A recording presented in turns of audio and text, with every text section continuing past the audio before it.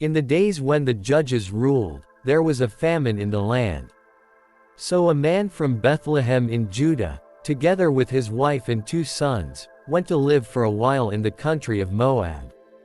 The man's name was Elimelech, his wife's name was Naomi, and the names of his 2 sons were Mahlon and Chilion. They were Ephrathites from Bethlehem, Judah. And they went to Moab and lived there. Now Elimelech, Naomi's husband, died, and she was left with her 2 sons. They married Moabite women, one named Orpah and the other Ruth. After they had lived there about 10 years, both Mahlon and Chilion also died, and Naomi was left without her 2 sons and her husband. When Naomi heard in Moab that the Lord had come to the aid of his people by providing food for them, she and her daughters-in-law prepared to return home from there. With her 2 daughters-in-law she left the place where she had been living and set out on the road that would take them back to the land of Judah. Then Naomi said to her 2 daughters-in-law, "Go back, each of you, to your mother's home. May the Lord show you kindness, as you have shown kindness to your dead husbands and to me. May the Lord grant that each of you will find rest in the home of another husband." Then she kissed them goodbye and they wept aloud and said to her, "We will go back with you to your people." But Naomi said, "Return home, my daughters. Why would you come with me? Am I going to have any more sons, who could become your husbands? Return home, my daughters, I am too old to have another husband. Even if I thought there was still hope for me, even if I had a husband tonight and then gave birth to sons, would you wait until they grew up? Would you remain unmarried for them? No, my daughters. It is more bitter for me than for you, because the Lord's hand has turned against me." At this they wept aloud again. Then Orpah kissed her mother-in-law goodbye, but Ruth clung to her. "Look," said Naomi, "your sister-in-law is going back to her people and her gods. Go back with her." But Ruth replied, "Don't urge me to leave you or to turn back from you. Where you go I will go, and where you stay I will stay. Your people will be my people and your God my God. Where you die I will die, and there I will be buried. May the Lord deal with me, be it ever so severely, if even death separates you and me." When Naomi realized that Ruth was determined to go with her, she stopped urging her. So the 2 women went on until they came to Bethlehem. When they arrived in Bethlehem, the whole town was stirred because of them, and the women exclaimed, "Can this be Naomi?" "Don't call me Naomi," she told them. "Call me Mara, because the Almighty has made my life very bitter. I went away full, but the Lord has brought me back empty. Why call me Naomi? The Lord has afflicted me, the Almighty has brought misfortune upon me." So Naomi returned from Moab accompanied by Ruth the Moabite, her daughter-in-law, arriving in Bethlehem as the barley harvest was beginning. Now Naomi had a relative on her husband's side, a man of standing from the clan of Elimelech, whose name was Boaz. And Ruth the Moabite said to Naomi, "Let me go to the fields and pick up the leftover grain behind anyone in whose eyes I find favor." Naomi said to her, "Go ahead, my daughter." So she went out, entered a field and began to glean behind the harvesters. As it turned out, she was working in a field belonging to Boaz, who was from the clan of Elimelech. Just then Boaz arrived from Bethlehem and greeted the harvesters, "The Lord be with you." "The Lord bless you," they answered. Boaz asked the overseer of his harvesters, "Who does that young woman belong to?" The overseer replied, "She is the Moabite who came back from Moab with Naomi." She said, "Please let me glean and gather among the sheaves behind the harvesters." She came into the field and has remained here from morning till now, except for a short rest in the shelter. So Boaz said to Ruth, "My daughter, listen to me. Don't go and glean in another field and don't go away from here. Stay here with the women who work for me. Watch the field where the men are harvesting, and follow along after the women. I have told the men not to lay a hand on you. And whenever you are thirsty, go and get a drink from the water jars the men have filled." At this, she bowed down with her face to the ground. She asked him, "Why have I found such favor in your eyes that you notice me, a foreigner?" Boaz replied, "I've been told all about what you have done for your mother-in-law since the death of your husband, how you left your father and mother and your homeland and came to live with a people you did not know before. May the Lord repay you for what you have done.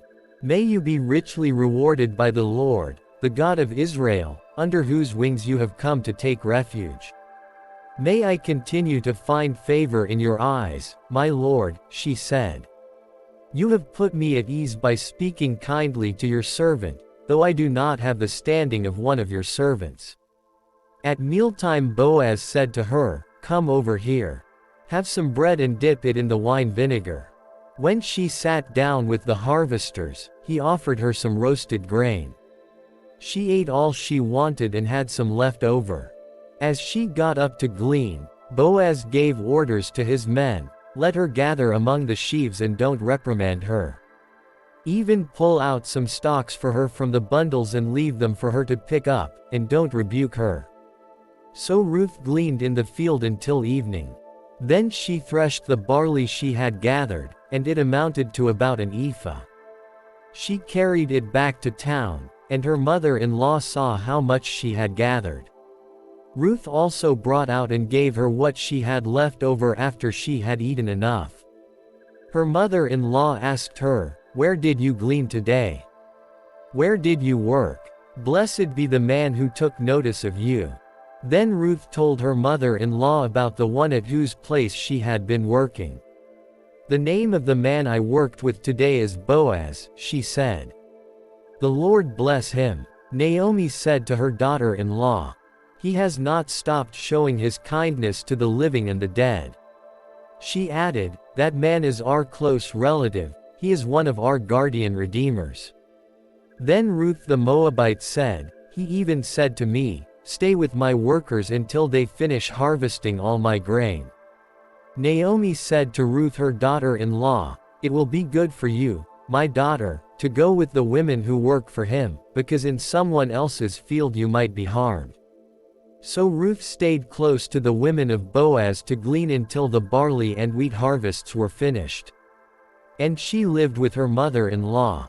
One day Ruth's mother-in-law Naomi said to her, "My daughter, I must find a home for you, where you will be well provided for.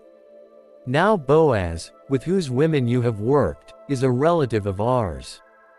Tonight he will be winnowing barley on the threshing floor. Wash, put on perfume, and get dressed in your best clothes. Then go down to the threshing floor, but don't let him know you are there until he has finished eating and drinking. When he lies down, note the place where he is lying. Then go and uncover his feet and lie down. He will tell you what to do." "I will do whatever you say," Ruth answered. So she went down to the threshing floor and did everything her mother-in-law told her to do. When Boaz had finished eating and drinking and was in good spirits, he went over to lie down at the far end of the grain pile. Ruth approached quietly, uncovered his feet and lay down. In the middle of the night something startled the man. He turned, and there was a woman lying at his feet. "Who are you?" he asked. "I am your servant Ruth," she said. "Spread the corner of your garment over me, since you are a guardian redeemer of our family." "The Lord bless you, my daughter," he replied. "This kindness is greater than that which you showed earlier. You have not run after the younger men, whether rich or poor. And now, my daughter, don't be afraid. I will do for you all you ask. All the people of my town know that you are a woman of noble character. Although it is true that I am a guardian redeemer of our family, there is another who is more closely related than I.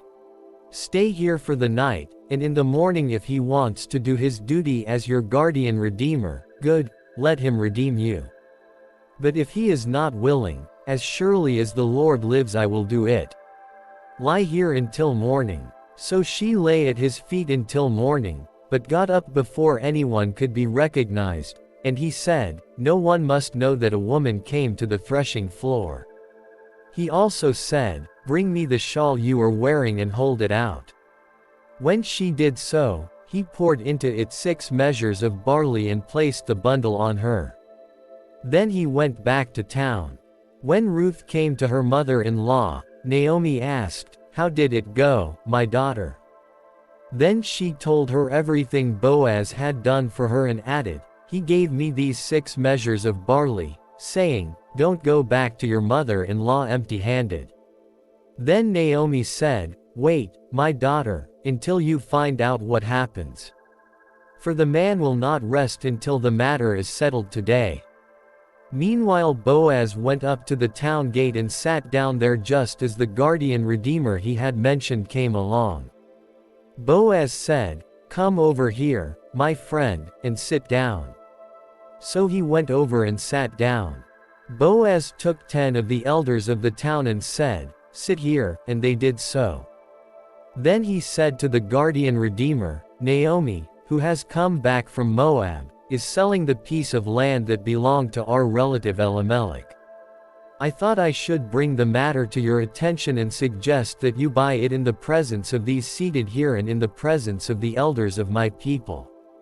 If you will redeem it, do so. But if you will not, tell me, so I will know. For no one has the right to do it except you, and I am next in line." "I will redeem it," he said. Then Boaz said, "On the day you buy the land from Naomi, you also acquire Ruth the Moabite, the dead man's widow, in order to maintain the name of the dead with his property." At this, the guardian redeemer said, "Then I cannot redeem it because I might endanger my own estate. You redeem it yourself. I cannot do it." Now in earlier times in Israel, for the redemption and transfer of property to become final, one party took off his sandal and gave it to the other. This was the method of legalizing transactions in Israel. So the guardian redeemer said to Boaz, "Buy it yourself." And he removed his sandal. Then Boaz announced to the elders and all the people, "Today you are witnesses that I have bought from Naomi all the property of Elimelech, Kilion and Mahlon. I have also acquired Ruth the Moabite, Mahlon's widow, as my wife, in order to maintain the name of the dead with his property, so that his name will not disappear from among his family or from his hometown. Today you are witnesses." Then the elders and all the people at the gate said, "We are witnesses. May the Lord make the woman who is coming into your home like Rachel and Leah, who together built up the family of Israel. May you have standing in Ephrathah and be famous in Bethlehem. Through the offspring the Lord gives you by this young woman, may your family be like that of Perez, whom Tamar bore to Judah." So Boaz took Ruth and she became his wife. When he made love to her, the Lord enabled her to conceive, and she gave birth to a son.